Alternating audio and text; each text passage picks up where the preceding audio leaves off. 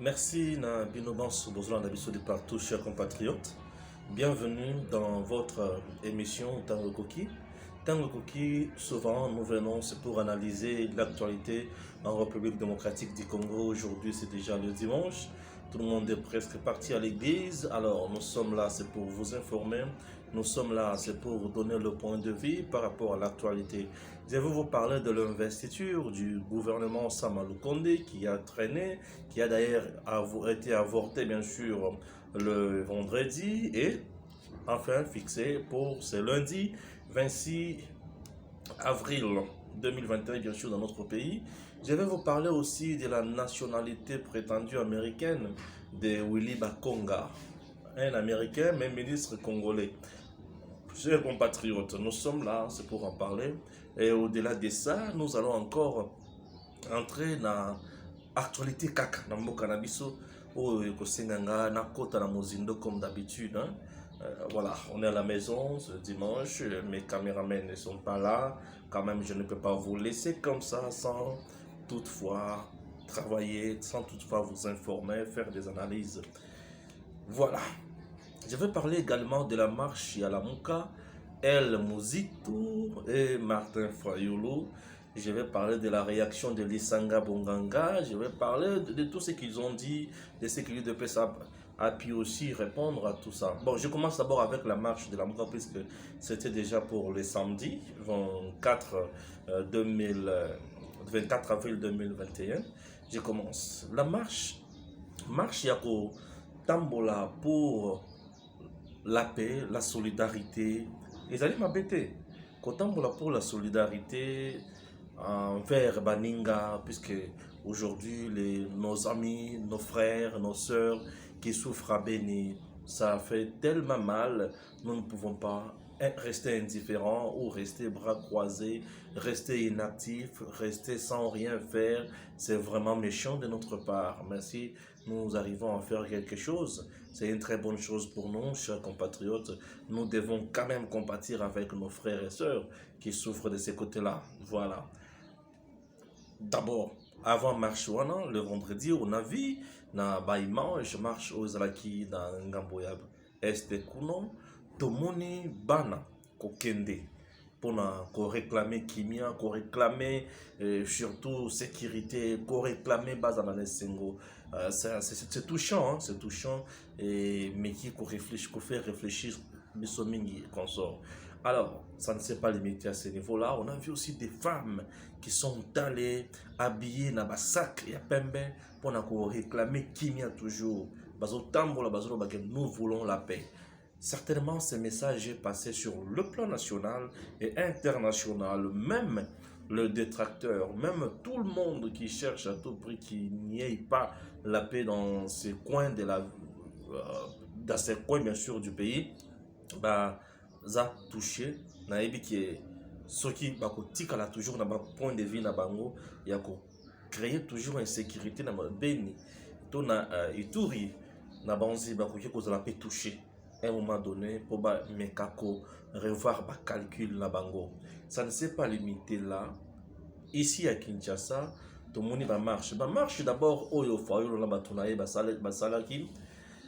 C'est une marche où qui est pour étendue du territoire national.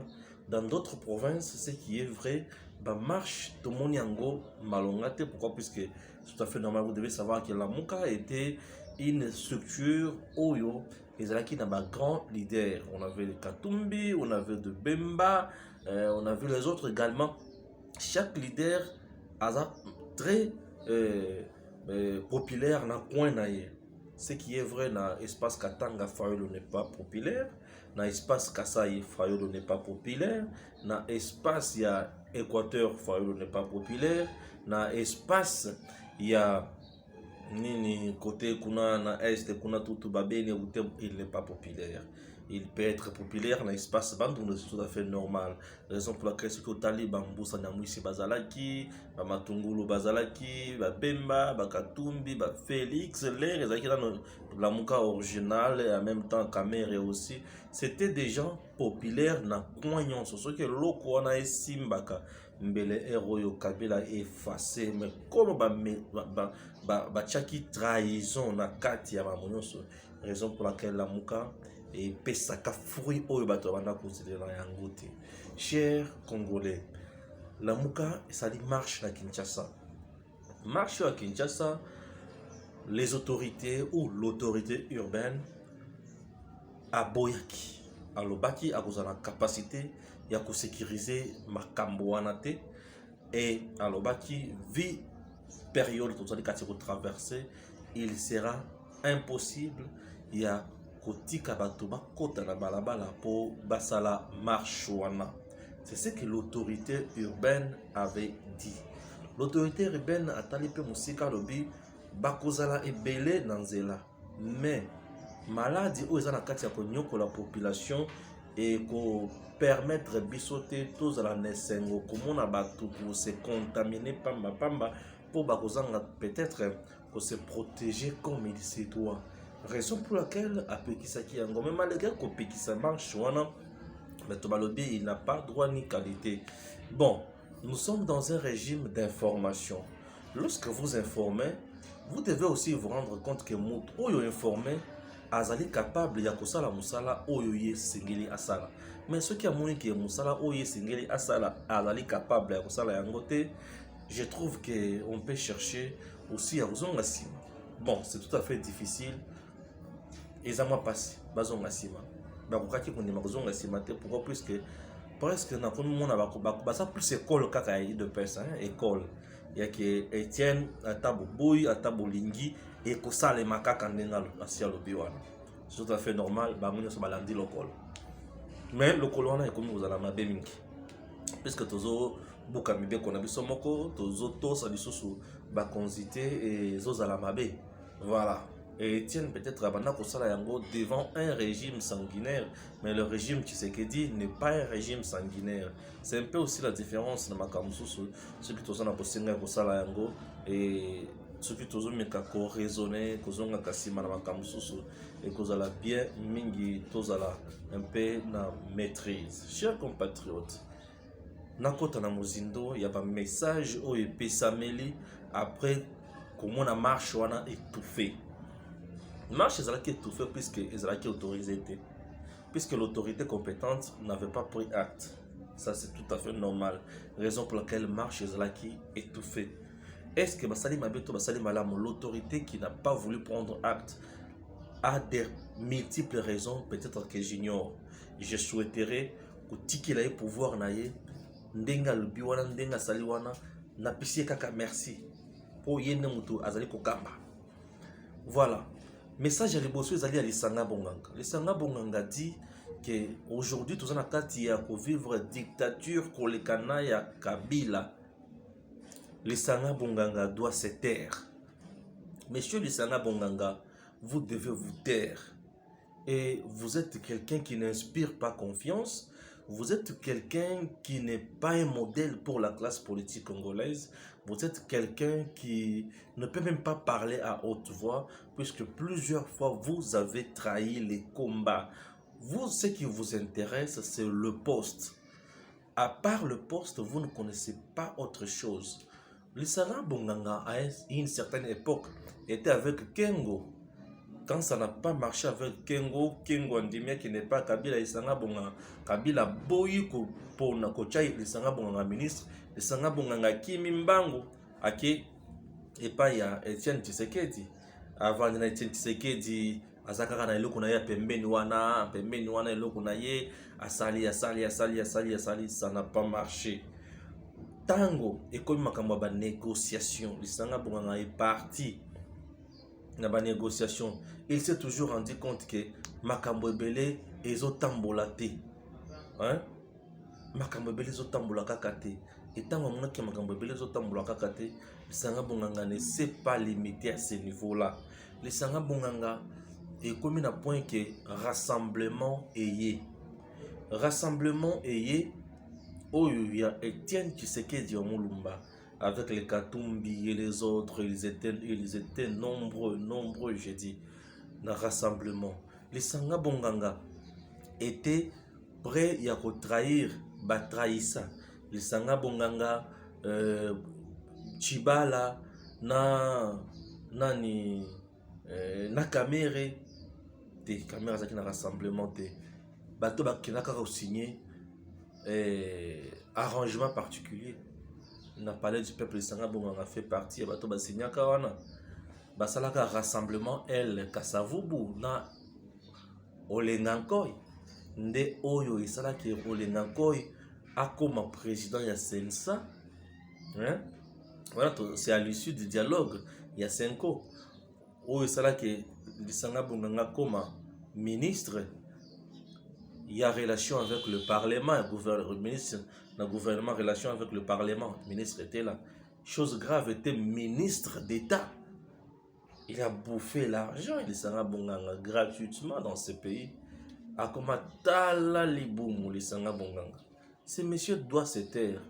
Hein, il n'a pas de leçons à donner aux Congolais. Monsieur, il s'en a bonganga, taisez-vous, j'ai dit. Vous n'avez pas de leçons à donner aux Congolais puisque vous êtes un opportuniste de mauvais goût. Voilà. Le s'en a bonganga dit que Kabila Zana, elle s'est dit que malamu, et pas ce qu'il dit, dictature et l'équipe. Monsieur, il s'en a bonganga. Même si vous cherchez le pouvoir, local le leni ya koluka yango qui komanda koloba di n'importe quoi pour na faire avaler yango batu. Na tango ya Kabila yo ebi combien de fois batu basali ba marche ba beti bango ba bomi bango. Rossi Mukenza a été tué comment? Pour akenda ki kobunda na nzela? Non. Rossi Mukenza za na marche l'église catholique et bisika ba betle masalsi. Toi tu n'étais pas dans ce pays, tu n'étais pas à Kinshasa.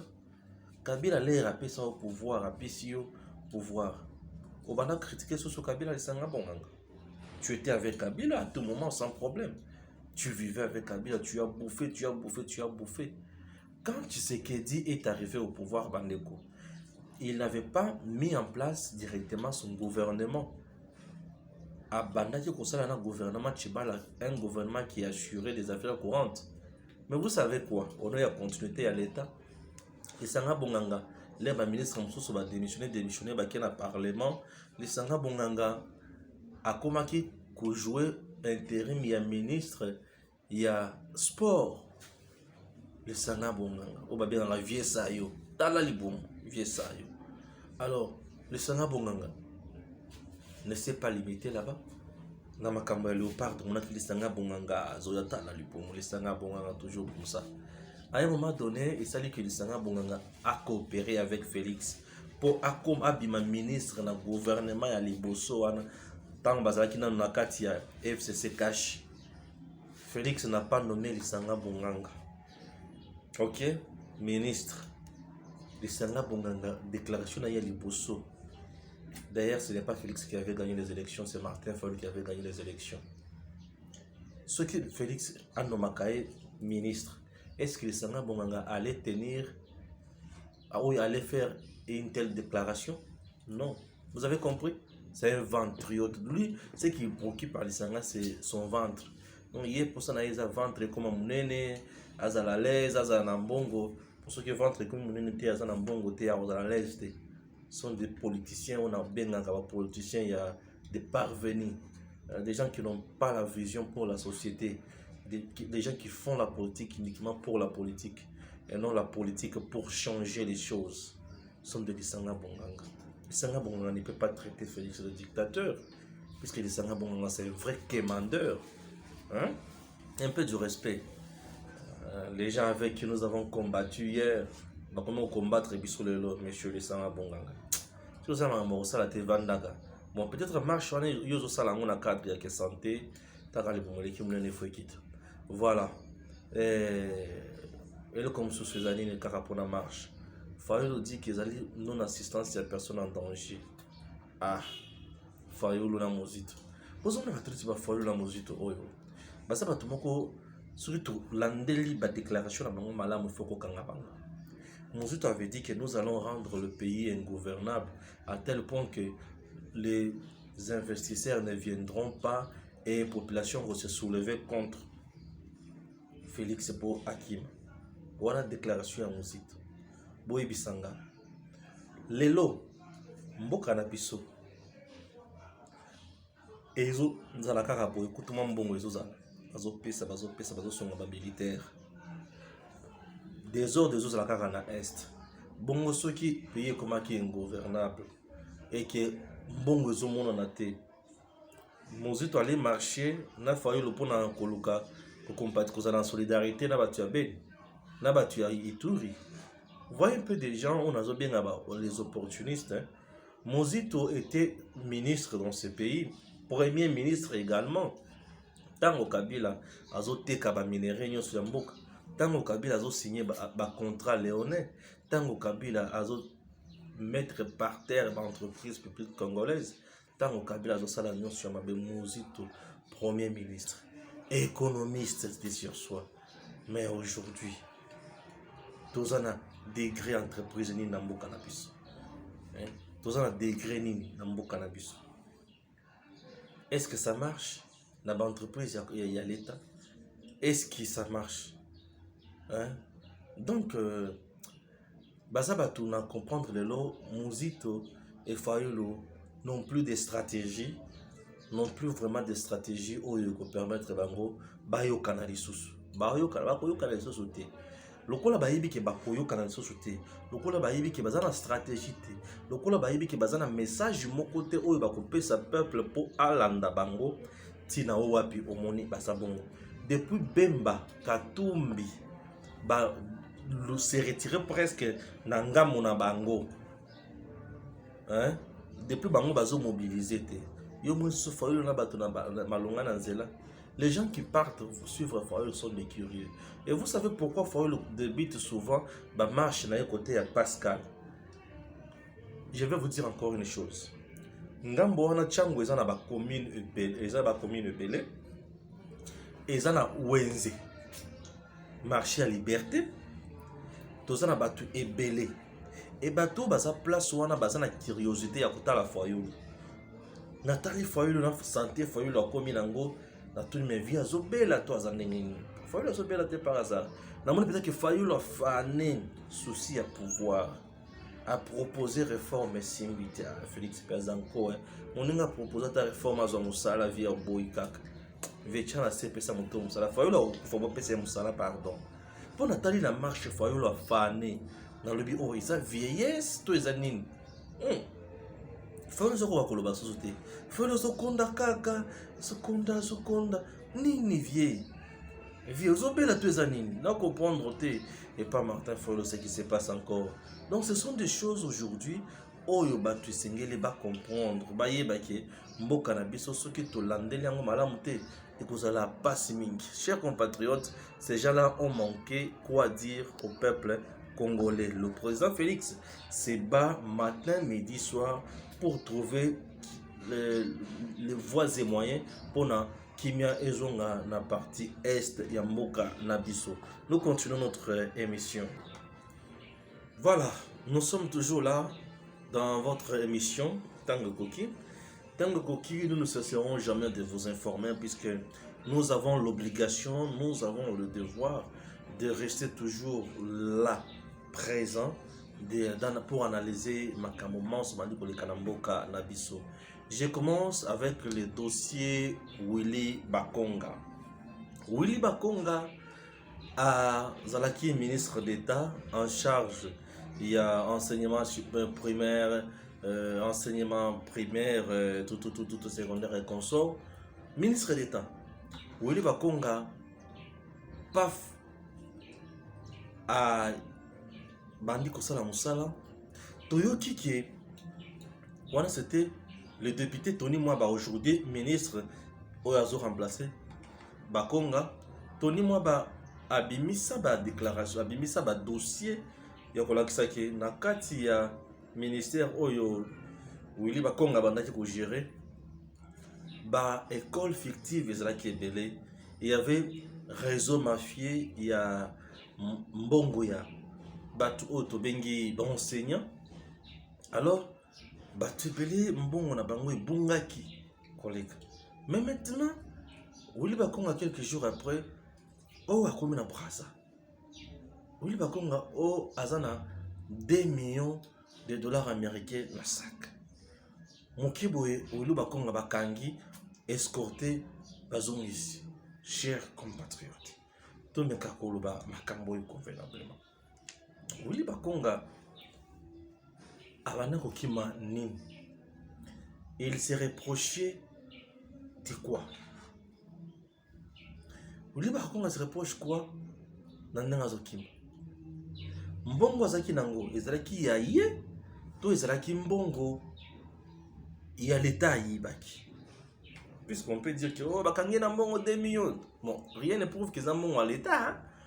Plus mbongo à l'état pour na koyiba exemple ba yibi yango il faut ko justifier yango. Puisque le ministère il y a non, IGF nous parle il y a 60 milliards, il y a francs congolais au ezali ko au ebungi pendant règne ya Bakonga.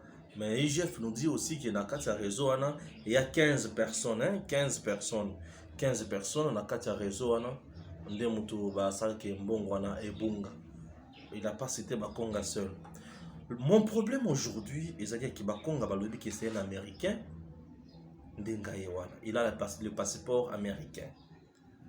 Bakonga c'est un passeport américain, c'est-à-dire il a la nationalité américaine. Entre-temps, Namboka n'a la nationalité congolaise est une inclusive plutôt. Aux la nationalité congolaise, peut aux la nationalité moussous. Bref, Bakonga était engagé, était nommé au gouvernement. Un Américain nommé au gouvernement congolais, dans le gouvernement congolais. Et cet Américain, dans le gouvernement congolais, Banoma qui est le col congolais, to Banoma qui est le col américain. Azaki ministre, il y a RDC, mais tout en possédant la nationalité américaine, to Azaki ministre RDC, tout en possédant la nationalité congolaise. Nazoto na iloko mususu. Avant de nommer le ministre, il y a toujours ce que nous appelons kosala tamisage, koluka, koyeba identité ya mutu wana. Ba service na biso ya Congo bazalaki wapi pour ba découvrir que Bakonga détenait une double nationalité. Likambo ya double nationalité na mboka na biso jusqu'à présent la constitution est sévèrement violée. Constitution est allée violer tous les jours ici na kota na likambo ya nationalité. Puis cette constitution le dit que nationalité congolaise ali kaka moko et mutokoki ozana deux nationalités. Mais bato bazoza na gouvernement bazana ba nationalité mibale.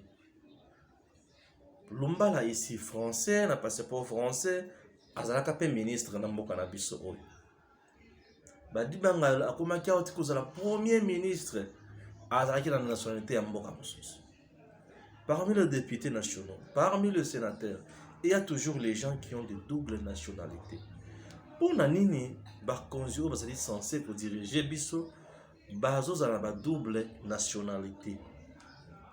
Est-ce que le Cambodge a double nationalité? Ezali Mabe, to Ezali Malam. Je vais essayer aussi de donner mon point de vue dans le Cambodge, la double nationalité. 1. Double nationalité, Oyoya. Moutouazali congolais, né de pères congolais et de mères congolaises, et avec une nationalité moussousou, place wana nga na moni ke bakoki ko favoriser moutouana azala na ba droit nyonso. Pour nini? Je donne mon point de vue. Il peut vous enchanter tout comme Boya Yango, proposer aussi les vôtres. Pour la double nationalité comme ebele. Pour la lobby bongo, na bandeli proposition nanga. Ceux qui congolais ali nés de pères et de mères congolaises. Mais à quelle cause la nationalité moussus pour nanga mutuana à perdre la nationalité congolaise té. Pour nanga mutuana à perdre la nationalité congolaise té. Pourquoi je dis ça? Sans nous voiler la face. La plupart, il y a des Congolais ou des Botama na Congo, papa congolais, maman congolaise. Balungwa na mboka na biso ba se retrouver na mboka mususu pe ba changer ba nationalité, ba nationalité ya mboka wana pona nini. pour faciliter tâche ya kozwa mikanda, faciliter tâche ya kosala musala, se faciliter tâche ya kosala faire. La nationalité congolaise na bamboka mususu on dirait comment nationalité moko boye bato badutaka na yango mingi pour bapesa musala bazomonze bacongolais baza bato moko crédible te. Effectivement biso bacongolais crédibilité ezalaka mingi te, toza mingi na escroquerie, toza mingi na moyibi, toza mingi na kolia biloko ya bato, ko détourner biloko ya bato. C'est ça nous les Congolais. Je n'épargne personne. Les Congolais sont comme ça. C'est ça qui dérange. Pour des raisons de service, pour des raisons professionnelles, pour des raisons de développement, a préféré à côté na réseau ya bato mususu bisika bazana kati ya komema baninga muso akende liboso. Et là comme mususu biso ba Congolais to zwaka baninga poto mema bango liboso te. Les Congolais travaillent difficilement en groupe. Les Congolais. Regardez les Ouara, les Chinois, les Libanais, les Indiens. Tango bazo na Congo, bazo travailler mingi en synergie, en groupe et bazo évoluer makasi. Et les Congolais ne veulent pas trop travailler comme ça. Ba Congolais bazaka moninga azui ye azawana pona ko benda ye azawana pona ko finga ye azawana pona ko critiquer ye. Sur ce point là, moi je dirais que ba Congolais ba botami na Congo, père et mère ata changer nationalité, à perdre nationalité n'a été. Ça c'est de 1. Deuxième cas, il y a proposition nanga. Congolais, oyo, azali banda ya mboka. Abali congolaise, to abali congolais. Baboti li banda ya mboka. Bana wana ba perdre nationalité congolaise te.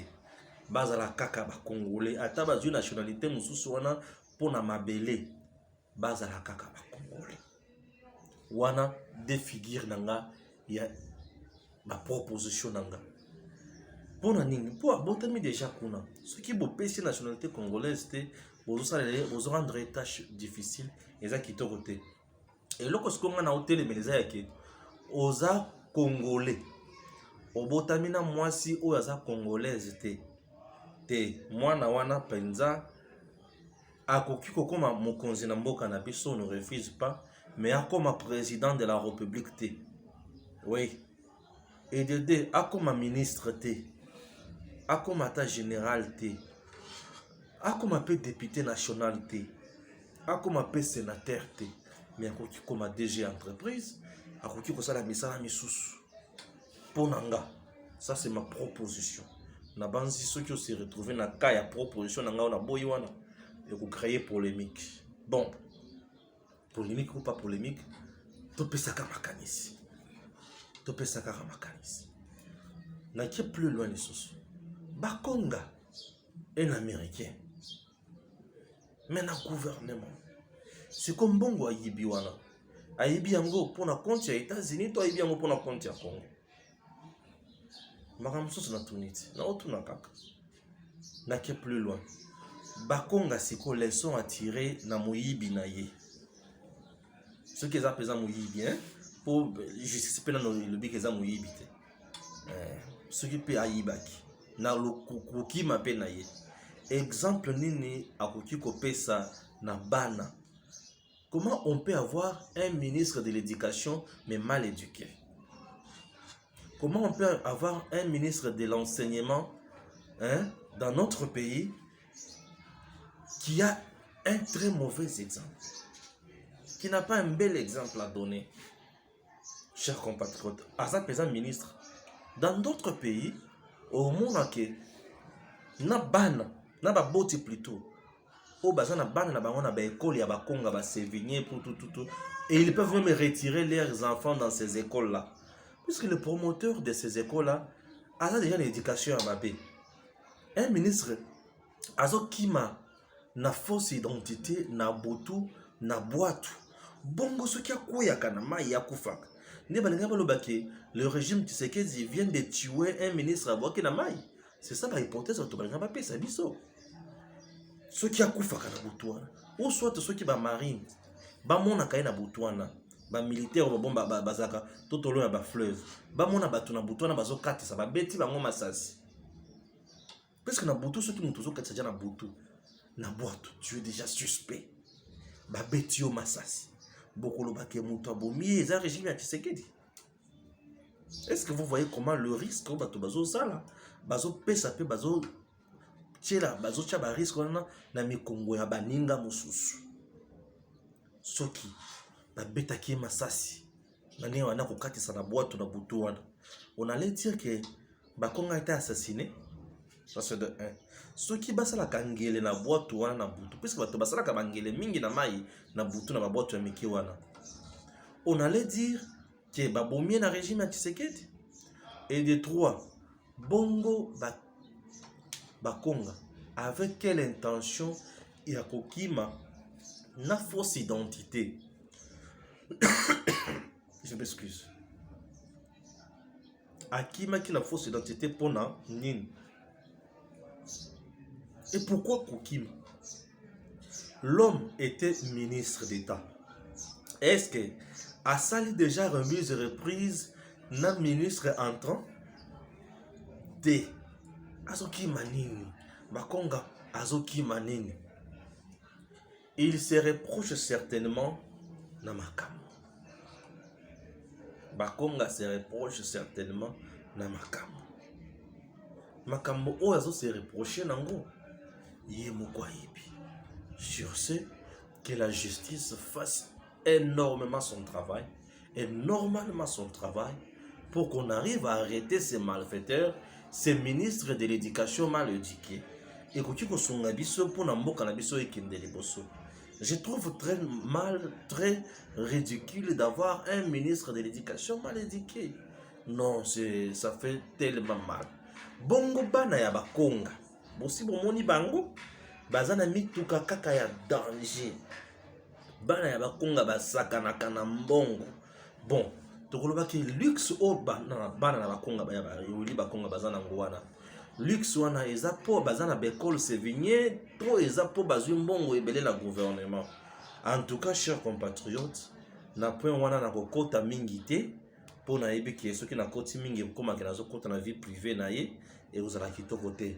Mais baluka bakanga ye bayebisa biso ya biso ya yibi ezali o wapi comme ça oyo Palmer Kabe alobaki yaki bazwa Bakonga bachaye na rond-point Victoire bana nyonso ya kelasi bayaka na molongo moko abeta ye mbata pona koyebisa yeki oyibaki mbongo na biso bana pona kohypothéquer avenir na biso. Lorsque on détruit l'éducation des enfants, chers compatriotes, sachez très bien que l'avenir du pays est bafoué et jeté dans le feu. C'est tout ce que nous sommes en train de déplorer en République démocratique du Congo. Nous continuons toujours notre émission, mais, chers compatriotes, voilà, nous sommes toujours là. Chers Congolais, enfin, le gouvernement Samalukonde et Kozala investi ce lundi 26 avril 2021. Le président Félix Tshisekedi a reçu bien sûr dans la cité à l'Union africaine députés nationaux nyonso basakipe na président il y a assemblée nationale bonso et puis basakiwana basololi et consort. Moi problème nanga eza ya que le président Félix Tshisekedi a coalisé avec des lions dans la peau des la peau ya banane, yaba agneau. Le président Félix a coalisé avec le méchant. Le président Félix a coalisé avec des gens ennemis à peuple congolais. Pourquoi je dis cela? On ne pouvait pas arriver tina point oyo. Bandeko Balandi. Soyons sérieux un instant et disons-nous des vérités en face. Leur président Félix Tshisekedi a bengsaki maimatali makamomatali union sacrée. Alobaki j'ai besoin ya batu basina mibali oyo bakoya kosangana na ngai po to diriger mboka autrement. La coalition FCC cache et atteindre la limite nango na façon nyonso. Pourquoi? Parce que c'était une coalition d'intérêts, une coalition oyo ebandaki ko viser toujours kaka ba positionnement, une coalition qui n'a pas regardé le bien-être du peuple congolais, une coalition de méchants, de prédateurs, de criminels économiques, une coalition de gens qui ne regardaient que le bonheur Yamotomoko qui était Joseph Kabila. Et le président Félix Tshisekedi a pris le courage d'un homme et d'un président. Je me disais à tout moment, président, comment président africain, l'Ongwa cause la président européen? Pourquoi? Parce qu'il était trop large. Or, le président m'écoutait, je suis tellement flatté, je suis heureux. Il y a comme on a que président Tshisekedi Zabana Kolanangayi. Pourtant, comme président africain, je mets fin à contrat na Kabila. Il a mis fin à accord. Kabila dépaysé, Akima Kishasa, pour bien digérer cela. Akemba, na Katanga, na Katanga, na Kashamata, na ferme, na Ekuna. Il est resté là, na Dubaï, à Silici, on les voyait toujours na Dubaï, à Zongi. Et aujourd'hui, on a vendu la Kingakati nae. Asa ce sont les militaires, t'as combien de policiers.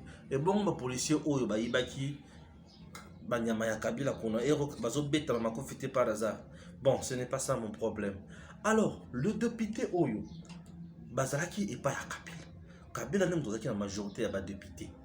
Les députés, ils ont un message à Tshisekedi. Le député, mon kondiamboka, décision na ye ezali mutuya mingi tokoki kotika mboka na biso e kufa obebo yete toyoka mokonzi ya mboka tokende tosala oyo mokonzi ya mboka alingi po mboka na biso ekende obe liboso. Badepute bayoki mbele ya chef de l'État, majorité esalemi avec le travail savamment fait par le professeur sénateur Bahati Lukwebo, le président du Sénat, l'honorable président d'une majorité, 391 députés nationaux. Donc, comme si on attend à former un gouvernement, Katumbi a commencé à bloquer. Pourquoi? Puisqu'il voulait les ministères phares. N'est-ce pas? Les gens d'ensemble ont bloqué. Et on a perdu beaucoup de temps, presque 2 mois pour mettre en place le gouvernement. Chers compatriotes, nous ne sommes pas limités à ce niveau-là. Donc, comme on a point, il faut investir le gouvernement. Après avoir publié le gouvernement, et comme on attend, on va investir yango, député, la mouki. Plus de 138, 200 et consorts, soi-disant des révolutionnaires, bango baza satisfait, moni cote na bangote, moni d'intérêt na bangote, na katia gouvernement. Bref, makambo a investir le gouvernement et aussi maté. Wana. Jusqu'à présent, tu vas autant la makambo wana te. Jusqu'à présent, les politiciens congolais, au moins, ils ont freiner Félix. Ça, ils ne le voient pas. Bino bato mettez ma jusqu'à présent. Bon, allez, comment on a makambo, vous allez que ma oyote. Ça, vous ne dites rien. Bon, on est normal.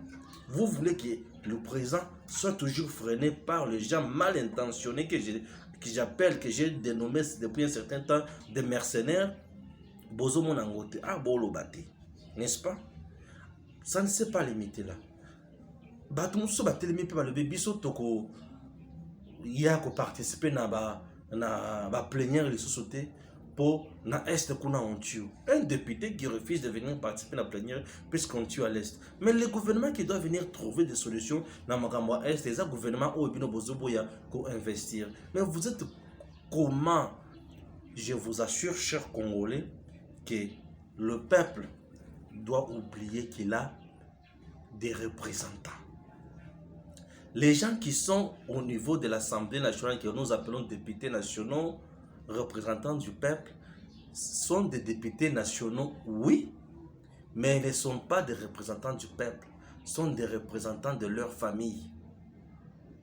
Eux, en ce qui concerne ma famille Nabango, baza à l'aise. Vous savez pourquoi? Pourtant, bazo calé, bazo boya pour investir le gouvernement. Gouvernement oya ko résoudre makambo peuple. Est-ce que batona baza ba représentants ya peuple? Sont des représentants, il y a ba famille na bango, il y a ba leader na bango et non ba représentants ya peuple. puisque le peuple a souffrir. Mon copé ce peuple solution ils allaient gouvernement mais bango bazoboya ko investir gouvernement c'est-à-dire baza ba représentant il y a ba parti politique na bango ba représentant il y a ba famille na bango il y a basi na bango il y a bana na bango baza ba représentant il y a peuple congolais té. Bref, peuple doit oublier qu'il a des représentants. Le peuple doit savoir dorénavant qu'il a de mercenaires, soi-disant ses représentants. Et ces mercenaires ne visent que leur bonheur. Tant que le président Félix Tshisekedi, on va passer bango toyebi te, on va passer bango toyebi te. Tant que le président Félix, on va yebisi bango, on va garantir bango bino nangai toyebi te, na yebi te, on va garantir bango par président Félix. On va passer bango na yebi yango te. Bongo yo peuple. Nata nyonso oyo bango bale kiseli yo gagné nini. Raison pour laquelle je dis ces gens-là sont des mercenaires. Depuis qu'ils sont là, mais bekoni ne ba député nationaux na biso ba voter oyo eke na sens ya ko changer vie ya population. Nazo monate. Ya on a ola kisayo ki batwana basa batu oyo na 2023 élection soki esalemi ba député oyo bo voter bango lisusu te. Baza ba mendiants politiques. Ce ne sont pas des hommes d'État. Baza batu oyo bazoluka kaka mabumu na bango. Batonga bandako, basalisa basi na bango, basi na bango bakende na bapoto, bana na bango ba rouler mituka ya kitoko, biso na bino obekaka na bakombi pe na ba transport. To finani to djembeli to zakaka to djembeli to zakaka boy bango ba vendre la mituka climatisée a otambola zo rouler à vive allure. Chose grave à continuer na sens cynique. Nani akoloba na ye? Nani akoloba na ye? Mais bino batu oyo bolingaka bonheur le peuple congolais te. Makambo boloba yango te, bozo dénoncer yango te, bovandi à l'aise. Mais regardez ces mercenaires politiques. Ndenge baza na kati ya konyoko la peuple congolais. Yango peuple fongola miso fongola mato. Le gouvernement Sama Lukonde sera investi ce lundi. Et loko nazo senga na population congolaise. Contrôle citoyen. Chaque ministre nyonso bolandela mouvement na ye. Bolandela baction na ye sur terrain. Bolandela makambo nyonso. Tout celui qui ne va pas travailler pour l'intérêt du peuple. Toyeba nini ya kosala pona ye. Toyeba comment tokosenga départ na ye. Po soki tozo landela bango te. Tozo sal senga ba départ ya bato wana te. Je vous assure, tokozala kaka na pasi. Bandeko balandi. Mboka na biso ezali monene. Mboka na biso ezali na bozui. Est-ce que nous sommes en train vraiment de bénéficier de la bozui ya mboka na biso? Tozo bénéficier na yango te po bato oyo ebele bazo zwa portefeuille ebele baza na esengo ya kosalisa peuple te. Tomenga ko comprendre makambo oyo et tokoyeba ke mboka na biso ezali mboka monene oyo ekoki komema biso liboso. Je remercie le président Félix Tshisekedi pour la sagesse naïe. Sagesse naïe ezali tellement louable puisque sagesse naïe ne mutezo sala ke mboka na biso ezala na kimia. Azotala parfois pouvoir azana ngote. Azotala te. Aolinga makambo ezala toujours malamu. Président sotala pouvoir azana ngote. Pouvoir au président azana ngwa otala te. Azo préféré bato nyonso basala toujours à l'aise. Po azana pouvoir ko dissoudre l'Assemblée nationale. Mais a boy ko kende makambo ko dissoudre la bité na ko pesa bango so passe. Ma bota na bango ko zala so na passe. To kende na bango. Place siko na zo la so bato que président Félix Tshisekedi c'est un monsieur qui a toujours la gratitude. Alors lui bato oyo na bundi na bango mingi. Bato oyo esali ke na déboulonné Kabila na bango. Na kotika bango te. Tokende kaka liboso, toyeba comment mboka na biso koki kokende musika. Vous avez regardé, vous constatez Comment mutu oyo azali mokonzi oyo azotala pasi ya peuple oyo azali na bosenga population azala toujours na kimia. Et c'est très important. Aujourd'hui bato bazo réclamer Tshisekedi akende na est. Quel jour au mona bato na mboka na biso ba réclamer Kabila akende na est?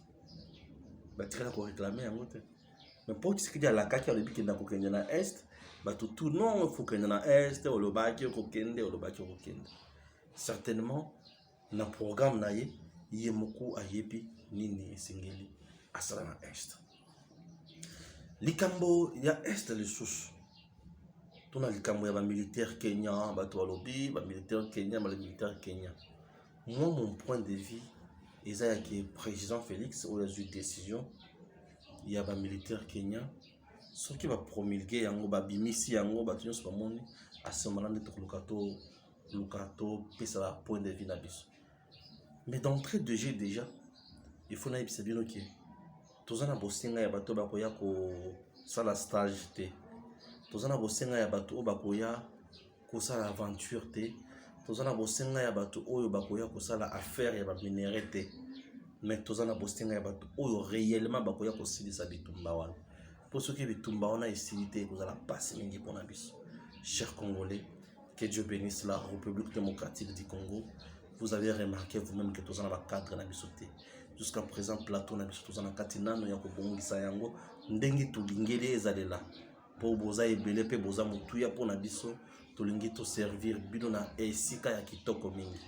Merci na Kulutu Petrus, merci na maman Florence depuis Afrique du Sud, merci na maman Pepe depuis Paris, merci na maman Brigitte depuis Congo central, merci à Bazaïpele.